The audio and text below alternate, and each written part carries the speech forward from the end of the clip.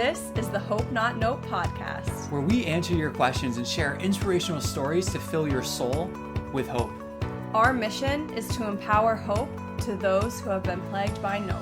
I'm Dr. Dylan Caswell. And I'm Brandy. And we're here to bring you out of the nope and into hope.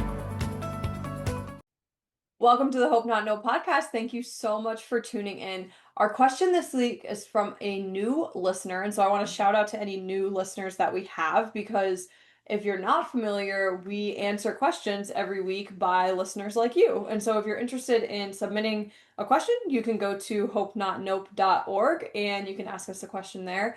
You could also slide into our DMs on Instagram or something like that, and we would love to answer your question on future podcast episodes. Yeah, shout out. Shout out. I think it's also cool for us that we follow the statistics of the show and seeing the different countries. Yeah. And listen to that. It's not just U.S. listeners, but a lot of different countries around the world. So that's always cool to see. So thanks for listening and have a great week. Just kidding. We have to go into our podcast episode. So this is from a new listener named Roger, and I'm excited about that because that's my dad's name. But Roger says, I'm a new listener, but I'm very much aligned with your thoughts and your viewpoints, and I wanted to ask your guys' thoughts of using an inversion table and TENS units to help with my herniated disc. I'm dealing with one right now, and a friend recommended it to me, but I want to hear from you guys who are the experts.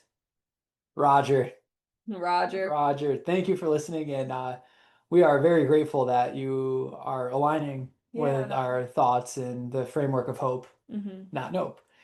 And when we look at inversion tables and we look at TENS units, it's kind of more in the nope category than the hope category, but not fully in the nope. So we would put it in this category that is not harmful, but doesn't help. Yeah. And this is what the literature is showing, and the practice guidelines will say is that for herniated disc, it's not advised. So it's not saying don't use it all the time, but it's saying it's not advised to use non-invasive therapies such as heat and cold, acupuncture, traction, and electrical stimulation, which is TENS unit. It's TENS stands for transcutaneous electrical something stimulation. And it used to be this really hot commodity in physical therapy back in like the early 90s, and used to use all the time. There was companies that their main role was to sell these units, and you had to have a physician script in order to have a TENS unit. And now you can go to Walmart and buy a TENS unit, and a lot of these companies have gone out of business because the research has shown that the effect that it has can be a short-term symptom modulator, but it's not a solution.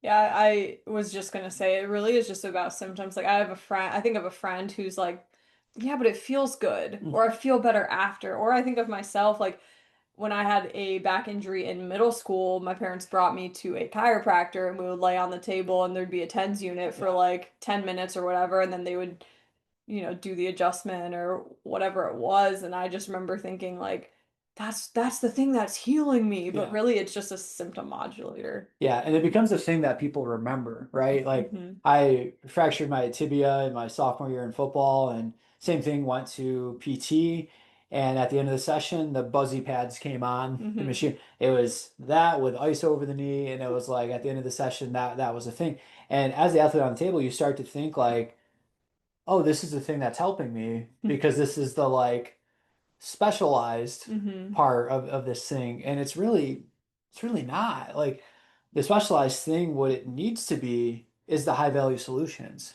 in which those are going to be for herniated disc. One, we need to make sure that you know a few things, right? And one of those things is that a huge amount of the population has disc herniations and is asymptomatic. I mean, there's more people that have disc herniations and have no symptoms than people that have disc herniations and have symptoms. Second, if this is a disc herniation that is symptomatic and has been ruled in, you also need to know that the body is incredibly good at self-healing, and it was made to do that. And the research shows that the more severe of a disc herniation that it is, the actually higher percentage of those are going to heal on their own Hmm. compared to the less severe ones. So those are two major points that we need to address. And then number three, we got to look at this and say, to those 2 points, is this truly a disc herniation? Because what we see in younger athletes is that they hurt their back, and because they're young and they hurt their back, they immediately blame it on a disc herniation. And then they go and get an image done, and the image shows a disc herniation. So then it goes, well, this has to be a disc herniation. And it could be, but does the pattern match what a disc herniation would actually be giving? And oftentimes what we see is that younger athletes become so afraid of rounding their back that they're overarching the other way. So they're going into more of a lordosis, more of like sticking their butt out to try to protect their disc. But in doing that, they're injuring the facet joints on Hmm. their spine in which the nerve roots run out. So if we got bilateral symptoms, meaning you got numbness and tingling going down both sides, and you're in that overarched position, okay, less likelihood that that's a disc herniation that's creating that. If it's down one side, more likelihood that it is a symptomatic disc herniation that is Hmm. creating that. And that is an important distinction, especially when we get into what's once thought to be the traditional treatment for disc herniation and spinal extension exercises. Because if you got bilateral symptoms with nerve pain and you're putting someone into an extension-based program, you're exacerbating those symptoms instead of correcting it. And just because they're young doesn't mean that it's a disc herniation because they have back pain. And so Hmm. that needs to be addressed first. And then we get into load management, we get into psychosocial factors, like those are our high value treatments. And we look at directional preference if you have a disc herniation or nerve pain down the leg, and what movements make you feel better, what movements make you feel worse. Whatever ones make you feel better, we're going to focus on those till symptoms centralize, meaning that instead of going down the leg, they're kind of staying localized to the back, and then we'll work there. And then we're going to start working back in towards the motion that was once aggravating because you can't live your life just staying in one spinal position. You Hmm. can try to do it, you're not set up for success. We got to reintroduce those movements through graded exposure. Hmm. So those are the high value treatments. The not harmful, likely not going to help, tendon traction. Like you can get completely better without having tensor traction or the inversion table, I guess is what he asked, the inversion table. Like you can get better and have a very successful outcome without using those implements. If you want to use those for short-term symptom modulation or you just like the feeling of it and it feels good, sure, it's not going to do any harm. The harm would be putting the thought that these are the things that are going to fix this injury Hmm. because they're not. They are a short-term symptom modulator. They can be distracting towards the things that are high value. So it's just knowing that they're not helpful, but they're not harmful, but they could be harmful if that's where the entire focus is put on. Yeah. So two questions. How long does it take typically for a herniated disc to heal if Mm. the treatment is proper? So when we look at low back pain as a whole, and when we look at the regression to the mean, which is very important because the regression to the mean, it's the natural regression of getting better. And when we look at that and we look at the time treated using traction and TENS units, what we see is that these things weren't actually getting them better. What got them better is that their body was already healing itself and Right. that those the time frame of it lined up with each other. So how long does it take for a disc herniation to heal? It's going to depend on what type of herniation it is. There's disc bulging, there's disc sequestration, and there's four different levels that a disc herniation could be. So the severity is going to change on that a little bit. The shortest time frame is about 7 to 10 days if everything goes well, and it's Days? yeah, That's not bad at all. it's not bad. And then the other time frame on the other end of it could be more of like 6 weeks, a little bit Oh. longer. If it gets into 8 or 12 weeks or past that, well, now it becomes a little bit more chronic.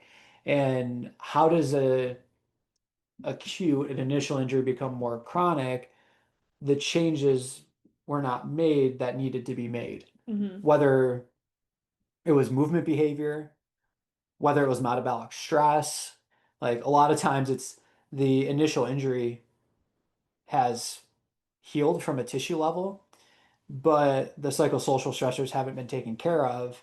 And so it turns into the chronic Hmm. nature of it. But really, that's not a chronic herniated disc. That's chronic pain that's focused on the low back Yeah. because of the other challenges that are going on in your life. Right. Yeah. The sensitivity of the nervous system and all that. And I also want to point out too that there's the other side to this of there are people that have a disc herniation that they do need to go on for surgery. Mhm. And one of those factors is, have you had reflex changes? Have you had bowel and bladder changes? Do you have saddle? So another way to say it, I guess, would just be like your crotch area. Mm, Like, is there a change in sensation in that area? Like, those are all signs that, ooh, yeah, like medical surgical treatment yeah. may be required in this case. And that's not something that you wait around for, Mhm. or you're not going to tend unit yourself out of that. You're not going to traction yourself out of that. Yeah. Like that, those are red flags to say, yeah, go in and get this evaluated further to get the appropriate treatment. But when that's not the case, we don't have to run to get imaging Hmm. right away. If you've done like you've had the herniated disc and it's been 4 weeks or 8 weeks, or let's extend it out to 12 weeks, and you're not noticing any change whatsoever, it's the question of, well, are you getting the appropriate tools that are needed for this? And if the answer to that is yes, and you've tried a few other things, well, okay, now it might be time to have another consult with, Hmm. with a medical professional. If you're progressing, keep progressing. Yeah. Like no need to change that. And I'll say like I've worked with athletes that were on both sides of this, that some progressed very quickly and they were back within 7 to 10 days the next week competing at a high level. I've had ones that it's taken 4 weeks or 6 weeks, but it was progress was being made Hmm. slowly throughout it. And I've had other ones that, we put in a good 10 to 12 weeks and a little bit of change, but a lot of pain still there, some symptoms like they started to centralize, but wasn't quite all the way there yet. And they're kind of like, hey, I need this gone so I can work and get back to whatever I need to do. And I was like, okay, yeah, like did all that we could. It's Hmm. time to go get another consult on Right. this. So my other question, and it's gonna sound silly, Mhm. but I don't intend it to be like silly or offensive. But the upside down table thing, Yeah. could you just go to a gym or a playground and hang upside down on a monkey bar and have the same effect? Yes. Okay. Yeah. Yeah. Sorry. I didn't want it to sound rude, but in my head I'm like, okay, you're going upside down. Can't you just like do that from like the monkey bars or the rig? Yeah. 100%. And gosh, inversion tables got super popular Mm. at some point. I don't know the exact time frame. And we're still seeing the trickle effect Hmm. of that for decompression of the spine. And in the military, like pilots will use them, like Hmm. because they're taking on these G forces in which there's a lot of spinal compression. So when they get done with training flights, they'll come out and go into an inversion table just to get some decompression because of the compressive forces that they were facing. That's high level forces. We're talking like G forces here, right? Yeah. So like, okay, I can see the time and place for that. Other people, they just like the feeling of it. But more times than not, you can go on Facebook Marketplace and more of them are going to be available for Yeah. sale because people are like, yeah, it became more of a clothes hanger than the thing that I actually used. Right. Um, can you go to a playground and hang upside down? Yeah, you can get the same effect. Can you go on a pull-up bar and instead of hanging from your feet, can you be right side up, hang on to it with your feet dangling and get the same effect? Yeah, it's just Hmm. one you're upside down, the other one you're right side up. One involves grip strength, the other one doesn't. One involves can you like engage your hamstrings and hang over the bar, while the other one involves clipping your feet in and then just hanging there. Yeah. And then there's the like, yeah, I'd rather just do that at home, not at a playground and all that. But it's the same effect. And in doing that, you're not gonna go upside down in an inversion table, and the disc is gonna go, oh, okay, Let me slip right well, I'm back gonna go in. right back Yeah. to where I was at. It's like, no, that's like, okay, you might like it. It might give you the perception or subjectively feel good because you're Mhm. just letting your system, I don't want to say lengthen, but it's just Yeah. like you've been a coiled up It's just a spring, a different, ball of stress, yeah. and now the ball of stress is allowing to let it go a Yeah. little bit. So, Just giving your body a different stimulus. And so people can think like, oh, because of the stimulus, I'm going to like quote unquote feel better and it's going to quote unquote heal. And it's like, okay, you may actually feel a little better, but like it's not actually doing anything. It's just changing your perception. yeah. Yeah, and I can see the debate of, well, I do it before bed and it decreases my symptoms, so I'm able to get better sleep, and because I'm getting better sleep, Mm, I'm helping this out. And it's like, yeah, awesome. Like, do it. Make sure you don't get stuck upside down. yeah. But three, you don't have to come in and pay a specialist Yeah. to watch you hang upside down or hook you on a machine that's attempting to pull the spine apart, when the reality is most of the time, like you got to make the belt super tight on like a traction table. And most of the time it's just the muscle and the tissue that's being moved apart, not the Mhm. actual spine Right. itself. So it's like, yeah, if you want to do that on your own time, Yeah. and you're doing the other things that are high value, and this is just a supplement that is going to help you sleep better or help you move better, like, Mhm. okay, great. But again, we don't need to go into an office and pay someone who's supposed to be a specialist to do something that we can just be doing Right. elsewhere. I love this question because I know that there are a lot of athletes that have disc herniations and may have questions like this. The exciting thing is we do have a guide for disc herniations and really most common sports injuries. We've brought it up in previous podcasts, but Roger's a new listener, maybe you're a new listener as well. But we have a guide that covers the most common sports injuries and what you should do, what you should not do, and again, those things that aren't going to hurt you, but they're really not going to help you either. They're just kind of there. And I would argue that sometimes those things are just not even worth looking at. But we do have a guide that is free, and I'm going to link it in the show notes below so that you can have access to it, especially if you're going through a different injury, but you're curious about, what to do, what not to do, and all of that. And again, if you do have a question about a specific injury, or if you have a question about life in general, or being an athlete, leadership, faith, anything like that, we would love to answer those questions as well. And the link for asking us questions is also below in the show notes. Awesome. Do you have a hope story you'd like to I share? was going to pass it to you for the hope story. Is it to me for the Yeah. hope story? Okay. I am very excited about we were talking about like the monkey bars, Mhm. and I'm very excited because I PR'd my 1 rep pull up Oh, this yeah. summer, which was just really exciting because the last time we tried it has so many fond memories because it was, a month before we got married and we were on a little road trip for work Mhm. and we were promoting Hope Not Nope across the Midwest. And we got to hop in and go to, I should say, drop in. We got to drop in at a lot of different CrossFit gyms, including CrossFit gyms in Nashville and throughout Tennessee and things like that. And at the time, I did a 1 rep max with, I think it was just like a 10 or 15 pound dumbbell, which at the time was so happy about it.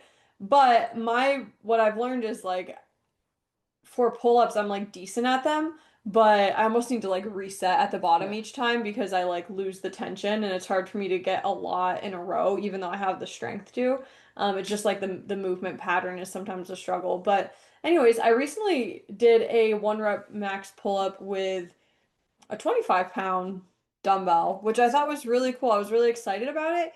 And I weigh more than I did, like I have more strength on me and more muscle on me than I did when we got married. And so just like that addition as well, knowing that yes, it was 25 pounds, so there's like the 10 pounds weight in regards to the dumbbell, but probably even a little bit more with like my Mhm. actual body weight too. It was really exciting. I'm proud of that pull up that I got and Yeah. you did too, didn't you?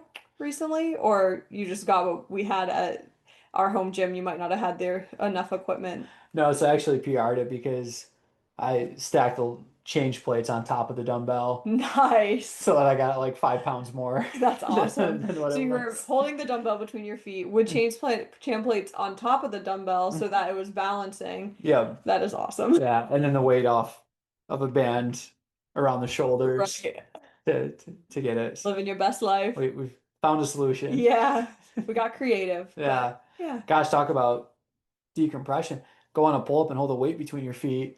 Oh yeah, for real. Now you're getting strength and again the quote unquote decompression Yeah. at the same time. And grip strength is one of the factors that can help determine if you're going to live a independent life when you're older or assisted living or Really? you're needing more. It's one of the big things that have come out of like, what is your grip strength? How much can you put into this dynamometer and squeeze it? Like it's used in hospitals to see when a person comes in, probably not as much as it should, but like what is their overall grip strength? And there's like good data on what the outcome or the prognosis will be for them based on that. Wow. So That's a cool correlation. decompress your spine and improve grip strength, improve independence, And improve the ability to have the ability to be a lifelong athlete. Yeah, and open the pickle jars. Open That's the pickle what I think jars. of. That's what it comes down to. Of grip strength. Yes. You forgot the pickles. Yeah. It's under the tongue. Well, thank you, Roger, for listening and submitting that question. We very much appreciate it. Have a great week, and remember, every day is not just a day to be hopeful, but an opportunity to become hope. The Hope Not Know podcast is meant for educational, informational, and personal development purposes only and does not constitute any health or medical advice. If you're looking for specific advice, connect with us to work with a Hope coach. The Hope Not Know podcast shall not be liable or responsible for any loss or damage allegedly arising from any information or suggestions in this podcast.